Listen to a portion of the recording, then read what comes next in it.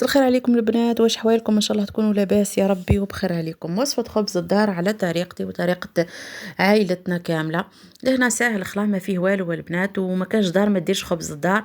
كاين اللي يشريه تكون مريض الله غالب، كاين اللي يخدموا في الدار، الاغلبيه على بالي بكم تخدموه. المهم حبيت نشارك معكم الوصفه تاعي، المقادير راح نخليها لكم مكتوبه هنايا كذلك. لهنا واش نديو معانا؟ انا درت غير خبزه واحده برك البنات، شوي كبيره فقط مع لهنا. واش عندي لهنا؟ درت مغرف تاع ماكله خميره الخبز، مغرف تاع ماكله سكر، وكاس ماء دافي. هادوما حركتهم كامل في بعضهم وخليتهم هكا واحد دقيقتين برك تتفاعل شويه. وجبت انا بالنسبه لي انا هنا عندي غير سميد الارطب البنات. نتوما لكن عندكم السميد متوسط رايح للارطب خير وخير. لهنا ديت 3 كيسان انا سميد، قلت لكم راح ندير خبزه واحده شوي كبيره وخلاص. ديت 3 كيسان سميد، زدت له نص كاس تاع الزيت ناقص منه شوي برك باش ما يجيكمش مبس بزاف.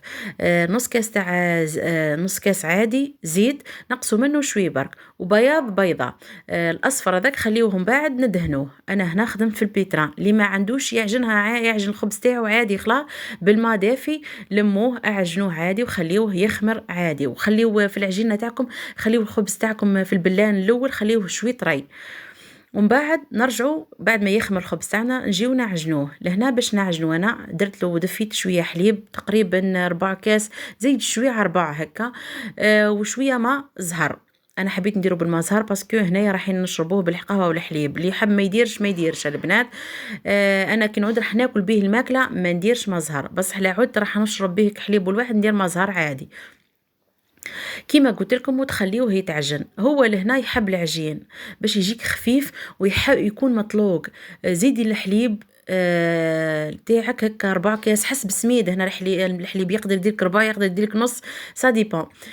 لهنا خلي العجينه تاعك تكون مطلوقه. في النهايه كي تعجن خلاص زيديلو، انا نزيدلو مغرف نص مغرف تاع ماكله ولا مغرف تاع قهوه زبده شوي برك هكا باش تجي العجينه تاعك رطبه. هذا ما كان. شوفوا كيفاه يجي مطلوق، تحسيه تقول جاري. عن بالك تخلي العجينه تاعك يابسه يجيك معجن، يجيك يابس، يجيك ثقيل. فهمتي على هديه؟ خلي العجينه تاعك تكون خفيفه مهويه. وعاودت خليته خمر الخمره الثانيه البنات.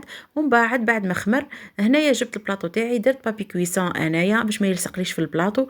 درت بابي كويسون، درت فوق البابي كويسون داك دهنه تاع زيت خفيفه برك باش يمشي لي الخبز تاعي عادي.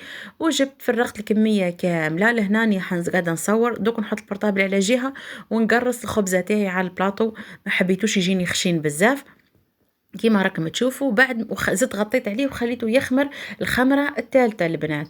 بعد ما خمر لي الصفر هذاك زدت له شويه حليب ودرت دهنه من فوق الخبز تاعي وشويه سينوج وجنجلان، ودخلت الكوشه تاعي طاب من فوق ومن تحت البنات. ويجيكم يهبل يجيكم مقطن كي تخرجوه برك غطيوه هك شوي برك وخليه يطرى يولي خفيف خفيف. قطن هنا راهو سخون وزربت قطعته انا باش يبرد.